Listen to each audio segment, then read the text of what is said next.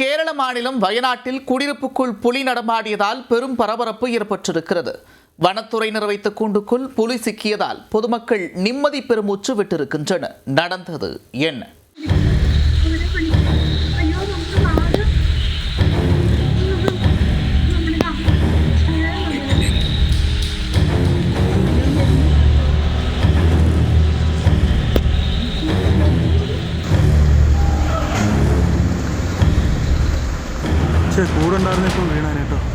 கொட்டும் மழையையும் பொருட்படுத்தாமல் புலி ஒன்று இரை தேடி பூனை ஒன்று வீட்டிற்குள் புகுந்துள்ளது.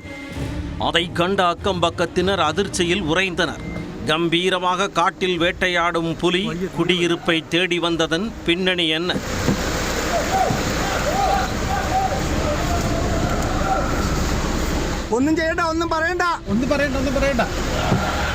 கேரள மாநிலம் வயநாடு மலையும் மலை சார்ந்த பகுதி என்பதால் யானை, புலி, சிறுத்தை உள்ளிட்ட வனவிலங்குகளின் நடமாட்டம் அதிகரித்து காணப்படுகிறது.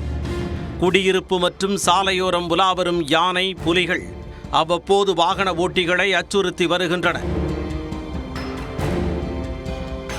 வயநாட்டில் வனப்பகுதியை ஒட்டி உள்ள கெனிச்சிரா காஃபி மற்றும் தேயிலை தோட்டங்கள் நிறைந்து பசுமையாக காட்சியளிக்கிறது.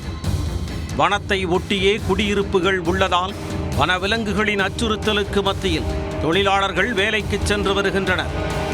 இந்த சூழலில் கெனிச்சிராவில் உள்ள குடியிருப்பு பகுதியில் புலி ஒன்று நடமாடியது. திடீரென வீட்டிற்குள் புகுந்த அந்த புலி அங்குமிங்குமாக உலாவியது. பக்கத்து வீட்டில் உள்ளவர்கள் அந்த காட்சியை தங்களது செல்போனில் அச்சத்துடனே படம் பிடித்தனர்.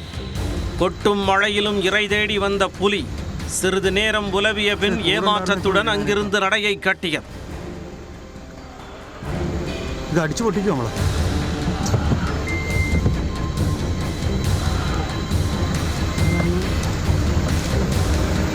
വയ്യ, തീരെ വയ്യ.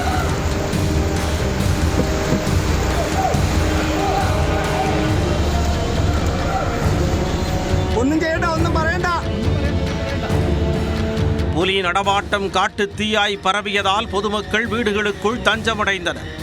தகவல் அறிந்து அங்கு வந்த வனத்துறையினர் புலியை பிடிக்க கூண்டு வைத்தனர். இரை தேடி அலைந்த புலி கூண்டில் சிக்கியதால் அப்பகுதி மக்கள் நிம்மதி பெருமூச்சு விட்டுள்ளனர்.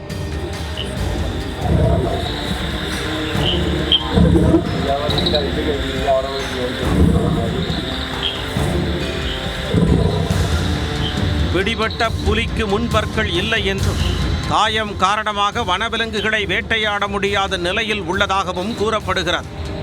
இதனால் குடியிருப்புகளில் கட்டி வைக்கப்பட்டுள்ள ஆடு மாடுகளை வேட்டையாடும் நோக்கில் இரை தேடி வந்தபோது வனத்துறையினர் வைத்த கூண்டில் சிக்கி உள்ளது. பத்தேரி குப்பாடியில் உள்ள வனவிலங்கு மீட்பு மையத்தில் புலிக்கு சிகிச்சை அளிக்கப்பட்டு வருகிறது. காயம் காரணமாக அந்த புலியை மீண்டும் காட்டுக்குள் விட வாய்ப்பில்லை என வனத்துறையினர் தெரிவித்துள்ளனர். எனவே 10 வயது மதிக்கத்தக்க புலியை சரணாலயத்தில் வைத்து பராமரிக்கப்படலாம் என எதிர்பார்க்கப்படுகிறது.